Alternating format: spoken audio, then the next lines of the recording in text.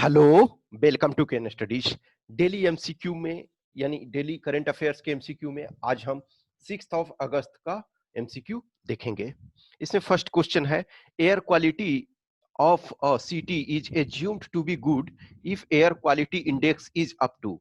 तो देखो, आप डेली न्यूज़पेपर में यदि आप पढ़ते होगे, अब ये चीज आपने शायद ध्यान नहीं दिया होगा, लेकिन ये डेली न्यूज़पेपर में रहता है। इनफैक्ट देखो, जैसे एनसीआर वगैरह, दिल्ली वगैरह का जो एयर क्वालिटी इंडेक्स बहुत खराब हुआ करता था, लेकिन आजकल रिलेटिवली ठीक ठाक रहता है। गुड तो रेयरेस्ट ऑफ रेयर में रहता है, लेकिन मॉडरेट में रहता है, सेटिस्फैक्ट्री में रहता है। ठीक है, तो ये जो आपका है 50 तक यानी 50 तक, यदि एयर क्वालिटी इंडेक्स यदि अप टू 50 तक है तो उसे गुड माना जाता है। ठीक है, तो वो गुड क्वालिटी का माना जाता है अप टू 50 तक। 51 से 100 तक जो होता है, वो देखो, ये कुछ जगह जो मॉडरेट दिया हुआ रहता है और कुछ जगह जो होता है वो सेटिस्फैक्ट्री रहता है। ठीक है, उसके बाद जैसे जैसे इनफैक्ट देखोगे कि जो अस्टबल बर्निंग के कारण दिल्ली में, खास करके जो दिल्ली एनसीआर में है, तो उसमें ठंडे के मौसम में बहुत बुरी स्थिति रहता है, लेकिन नॉर्मल सर्कमस्टांसेस में भी अच्छा नहीं होता है। लेकिन आजकल देखोगे 51 से 100 के बीच में यानी सेटिस्फैक्ट्री लेवल में वो रहता है। तो इसका कारण क्या है कि अभी फैक्ट्रियां बहुत सारी बंद हैं अभी भी, उसके बाद वेहिकुलर पॉल्यूशन बहुत कम है रिलेटिवली। बहुत सारे लोग जो एनसीआर वगैरह से, जो शहरों से बहुत सारे लोग गांव में गए हुए हैं, तो रिलेटिवली अभी पॉल्यूशन कम है। तो ये डेली न्यूज़पेपर में रहता, तो ये क्वेश्चन आपसे पूछा जा सकता है। नेक्स्ट है, Namdapha tiger reserve is situated in. तो नामदफा टाइगर रिजर्व जो है वो आपका अरुणाचल प्रदेश में है। नामदफा टाइगर रिजर्व जो था वो आपका 1972 में, पहले ये आपका रिजर्व फॉरेस्ट के तौर पे आया, उसके बाद फिर बाद में इसको टाइगर रिजर्व बना दिया गया।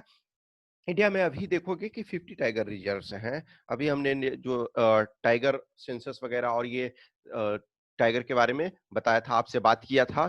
ठीक है, तो इंडिया में अभी 50 टाइगर रिजर्व है। नामदफा टाइगर रिजर्व जो है वो अरुणाचल प्रदेश में। अब ये न्यूज में क्यों था? क्योंकि कल का द हिंदू, यदि आप 5 अगस्त का द हिंदू यदि पढ़ोगे, तो उसमें ये दिया हुआ था कि जो उस एरिया में कुछ एरिया जो है अरुणाचल प्रदेश, अभी 2G सेवा लॉन्च किया गया है, यानी remotest area of Arunachal Pradesh में 2G सर्विसेज लॉन्च किया गया है, लेकिन अभी भी कुछ एरिया में पावर सप्लाई नहीं आ पा रहा है।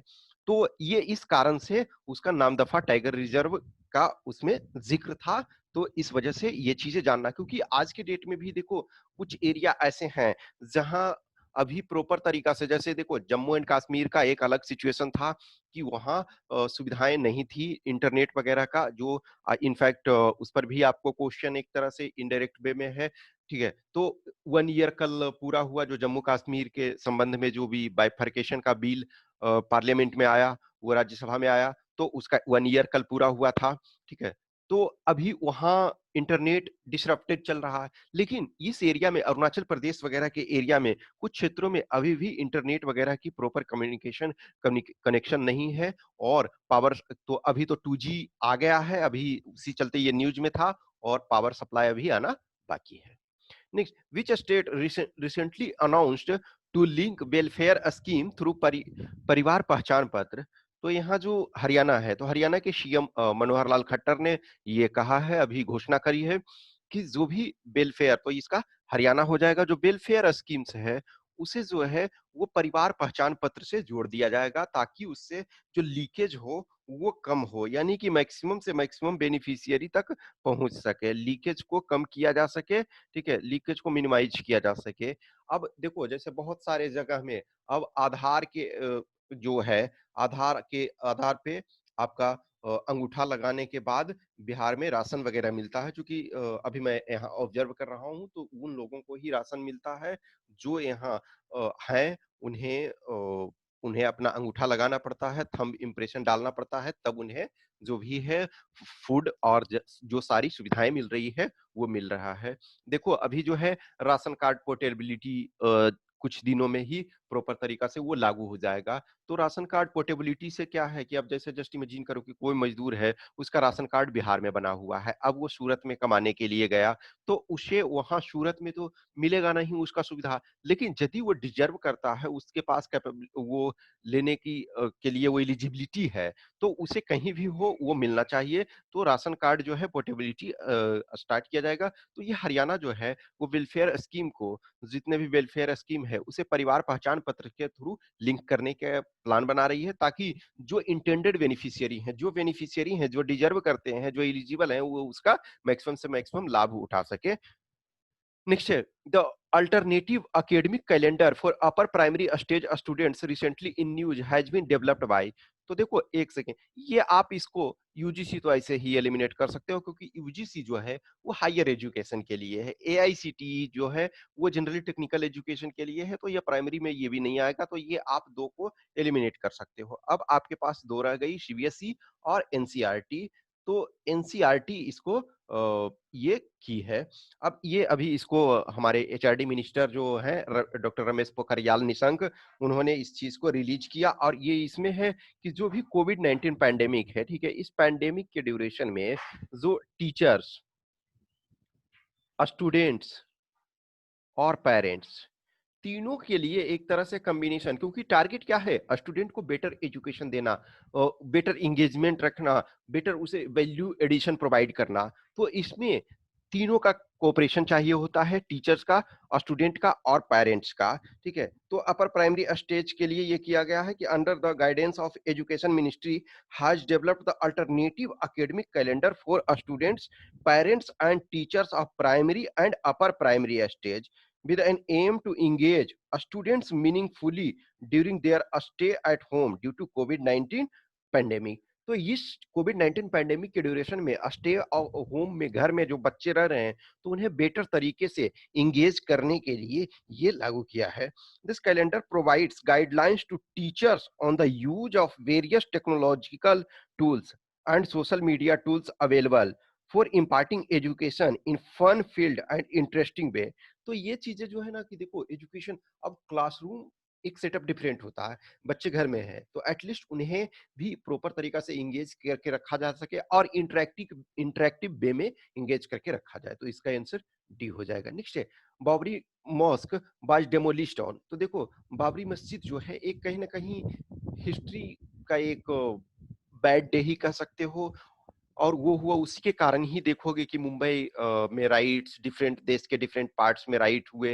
इनफैक्ट बांग्लादेश में भी देखो तस्लीमा नसरीन का जो एक नोवेल है लज्जा, आपको जानना चाहिए, लज्जा, वो तस्लीमा नसरीन, तो उसने भी एक तरह से इसके बाद जो इसका रिपरकशन जो हुआ कि बांग्लादेश में हिंदुओं को मारा गया, सताया गया, बहुत सारा बॉम्बे बॉम्ब ब्लास्ट हुआ, तो इसी कारण से एक तरह से इसी के रिपरकशन थे। तो ये और अभी जो है ये कल इस वजह से भी ये न्यूज में है कि कल जो है राम जन्मभूमि का जो भी मंदिर, राम के मंदिर का जो temple of Ram, Lord Rama जो बनना है, तो उसका शिलान्यास कर किया गया। एक्चुअली देखा जाए तो लॉन्ग बैक, वे बैक 1986 में राजीव गांधी ने भी भूमि पूजन कराया था, लेकिन ये जो प्रॉपर तरीका से जो under the guidelines of supreme court ने सॉरी लास्ट ईयर जो नवंबर में वर्डिक्ट दिया कि जो भी 2.77 एकड़ लैंड जो है, 2.77 एकड़ लैंड जो है वो रामलला विराजमान को दिया जाए, और जो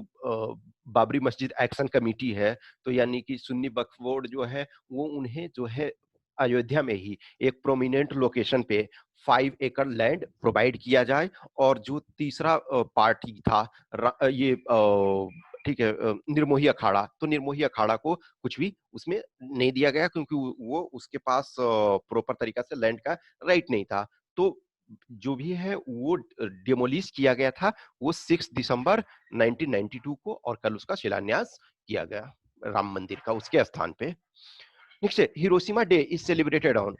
तो हिरोशिमा डे जो है वो 6 अगस्त को सेलिब्रेट किया जाता है। तो देखो हिरोशिमा पर जो सेकेंड वर्ल्ड वॉर के ड्यूरेशन में 6 अगस्त 1945 को, यानी कि फर्स्ट न्यूक्लियर वेपन का यूज किया गया था, न्यूक्लियर बॉम्ब। उस बॉम्ब का नाम था लिटिल बॉय, लिटिल बॉय। ठीक है, और जो 9 अगस्त को था नागासाकी पर किया गया था, नागासाकी पर उसका उस बॉम्ब का नाम था फैट मैन। तो समटाइम पूछा यदि जाता है कि जो आपका 6 अगस्त 1945 को हिरोशिमा पर जो तो हिरोशिमा डे 6 अगस्त को मनाया जाता है, ठीक है? तो आज 6 अगस्त है, तो आज ही के दिन ये किया गया था, ठीक है? आज से 75 साल पहले आपके हिरोशिमा पर बम गिराया गया था और उसके परिणाम आज भी देखने को मिलते हैं। कहीं न कहीं जो सेकंड वर्ल्ड वॉर में जापान के हारने का एक मुख्य रीज़न था और कहीं न कहीं इसके बाद जो है वर्ल्ड वॉर 2 समाप्त हो जाता है। आप कुछ उसके कुछ ही दिन बाद तो 6 अगस्त को हिरोशिमा पर गिराया जाता है और 9th अगस्त को आपका नागासाकी पर, तो इसका ए आंसर हो जाएगा। नेक्स्ट है आप with reference to world breast feeding week consider the following statement. तो हमने अभी वर्ल्ड ब्रेस्ट फीडिंग डे पे कल भी एक क्वेश्चन दिया था कि ये आपका जो है फर्स्ट वीक ऑफ अगस्त को मनाया जाता है, ठीक है? तो फर्स्ट वीक ऑफ अगस्त को ये सेलिब्रेट किया जाता है। It aims to promote exclusive breast feeding for the first 6 month of life which has huge health benefits. हाँ, तो देखो ये जो होता है फर्स्ट 6 मंथ चाइल्ड को जो है मदर्स ब्रेस्ट फीडिंग करवाना चाहिए। Mother's milk is the best healthy nutritious और वो जो होता है इम्यून सिस्टम जब भी आज देख रहे हो जो कोविड-19 पैंडेमिक के ड्यूरेशन में इम्यूनिटी को बढ़ाने पर जो काढ़ा पीने के लिए आपको कहा जा रहा है। तो इम्यूनिटी बढ़ाना सबसे इम्पोर्टेंट चीज़ें हैं और ये इम्यूनिटी जो होता है मदर्स मिल्क में जो है सबसे अधिक इनफैक्ट देखोगे जो कोलेस्ट्रॉल वाला मिल्क होता है जो फर्स्ट बेबी के बर्थ के जस्ट बाद जो मदर मिल्क होता है तो वो सबसे इम्पोर्टेंट होता है और 6 मंथ तक मिनिमम ये करवाना चाहिए ब्रेस्ट फीडिंग पॉसिबल हो तो 3 इयर्स तक कराएँ तो ज़्यादा अच्छा 2 इयर्स 3 इयर्स तक कराते हैं तो बहुत अच्छा होता है। वो इम्यून सिस्टम को प्रॉपर तरीका से डेवलप करता है तो बट मिनिमम 6 मंथ तो ज़रूर करवाना चाहिए और अभी मैंने जैसे बताया था कि जो डब्ल्यूएचओ चीफ जो है टेड्रो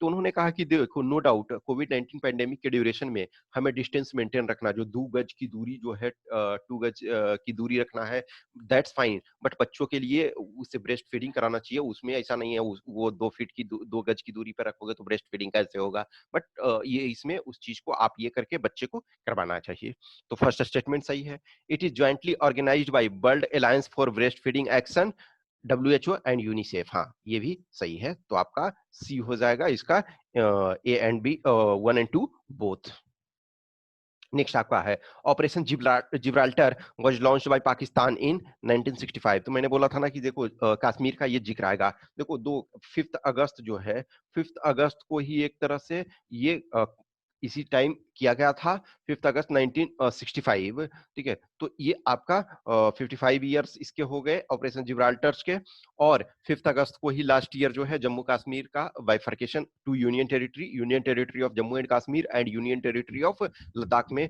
डिवीजन का प्रॉपर प्रोसेस ये स्टार्ट हो चुका था हाउएवर वो 31 अक्टूबर को एग्जिस्टेंस में आया क्योंकि 31 अक्टूबर को सरदार वल्लभ भाई पटेल का बर्थ एनिवर्सरी पड़ता है और उसे नेशनल यूनिटी डे के रूप में अभी सेलिब्रेट किया जा रहा है तो उस दिन एग्जिस्टेंस में आया लेकिन जो पार्लियामेंट में जो बिल जो है उसी दिन पेश हुआ ठीक है तो ये आपका ऑपरेशन जिब्राल्टर जो था 1965 में ये देखोगे कल का द हिंदू यदि आप पढ़ोगे तो उसमें इसका एक अच्छा खासा जिक्र है एडिटोरियल वाले पेज में इसका जिक्र है तो इसको आप यदि पढ़ोगे इनफैक्ट कश्मीर के बारे में बहुत सारी चीजें इस कल के न्यूज़पेपर में आप एक पार्टिकुलर आर्टिकल है उसमें आप देखोगे तो आपको मिलेगा द हिंदू इनफैक्ट सारे न्यूज़पेपर में ये रहेगा क्योंकि मैंने इसको द हिंदू से लिया है तो ये ऑपरेशन जिब्राल्टर जो था वो 1965 में ये पाकिस्तान के द्वारा लॉन्च किया गया था देखो ये सारे ईयर दिए हुए हैं इंडिया और पाकिस्तान में ये कॉन्फ्लिक्ट हुआ ये वॉर हुआ 1965 1971 में बांग्लादेश आजाद हुआ 1947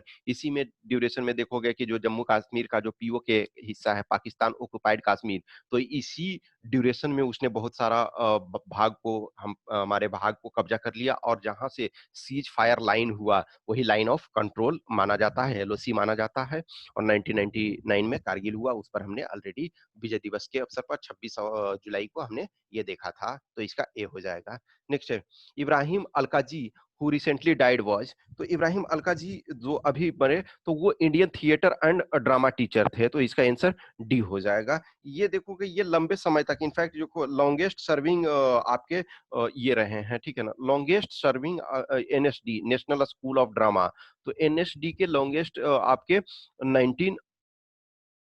1962 से 1977 तक ये NSD national school of drama के डायरेक्टर रहे हैं और इनका अभी 94 इयर्स के एज में डेथ हो गया। तो ये सबसे लॉन्गेस्ट सर्विंग एनएसडी के डायरेक्टर थे। और ये एनएसडी में, नेशनल स्कूल ऑफ ड्रामा में, जो ये था, रीजनल लैंग्वेज का ड्रामा और थिएटर था, उसको ये स्टार्ट करने का श्रेय जो है इन्हीं को जाता है। ठीक है, तो ये भी कहीं ना कहीं ये चीजें इंपॉर्टेंट है, क्योंकि रीजनल लैंग्वेजेस जो है वो अपने आप में बहुत इंपॉर्टेंट रखता है। लैंग्वेज का विकास जो है अपने आप में बहुत मायने रखता है। फिर ये इन्हें पद्मश्री, पद्म भूषण और पद्म विभूषण से भी सम्मानित किया गया। यानी कि देखो, Padma Shri obviously fourth highest civilian award, Padma Bhushan वो आपका थर्ड सिविलियन अवार्ड जो बेस्ट है, और सेकेंड जो है पद्म विभूषण। तो पद्म विभूषण इन्हें 2010 में दिया गया। तो ये पॉइंट्स वगैरह में भी, जो कमीशन का एग्जाम है उसमें पॉइंट वगैरह में भी दे सकता है। ठीक है, तो ये अपने आप में इंपॉर्टेंट है। फिर उसके बाद जो है इन्हें संगीत नाटक अकेडमी अवार्ड भी दिया गया 1962 में। फिर ठीक है, फिर इन्होंने बहुत सारे नाटक वगैरह को ये डायरेक्ट किया, जिसमें से आपका गिरीश कर्नाड का तुगलक और धर्मवीर भारती का अंधा युग, ये दोनों ड्रामा बहुत फेमस है और मल्टीपल टाइम ये, और गिरीश कर्नाड का हाल ही में कुछ दिन पहले डेथ हुआ, तो उस कारण से भी ये इंपॉर्टेंट है। तो ये आपको जानना चाहिए। नेक्स्ट है, Barakah nuclear power plant is located in. तो अभी ही हमने देखा था कि कौन सा कंट्री जो है वो उसने first nuclear power plant establish किया है। तो उस क्वेश्चन का एक तरह से यही है, लेकिन उसका जो नाम है बाराका न्यूक्लियर पावर प्लांट है। तो ये यूएई यानी यूनाइटेड अरब एमिरेट्स, संयुक्त अरब अमीरात में ये स्थित है, और अभी हाल में ही स्टार्ट किया गया है। देखो, अरब वर्ल्ड में जो है पेट्रोलियम बहुत पाया जाता है, पेट्रोलियम गैस वगैरह पाया जाता है, तो वहाँ न्यूक्लियर एनर्जी, इनफैक्ट हमने ऑलरेडी बताया कि जो न्यूक्लियर एनर्जी है उनकी उनको जरूरत ही नहीं थी, क्योंकि पेट्रोलियम तो उनकी इकोनॉमी का मेन सोर्स है। जब इनके पास ये दूसरे को दे रहे हैं पेट्रोलियम गैस वगैरह, तो ये क्यों दूसरे अल्टरनेटिव पे। लेकिन विद टाइम पासिस जान रहे हैं कि देखो, न्यूक्लियर जो आपकी, सॉरी, जो पेट्रोलियम प्रोडक्ट्स हैं, जो गैस हैं, ये एग्जॉस्टेबल हैं, वो non renewable source of energy. एक बार आप एग्जॉस्ट कर गए, एक बार कंप्लीट यूज कर लिए, तो फिर दोबारा उसे रिकवर नहीं कर सकते हैं। मिलियंस ऑफ ईयर्स या थाउजेंड्स ऑफ ईयर्स लगते हैं तब वो तैयार होते हैं।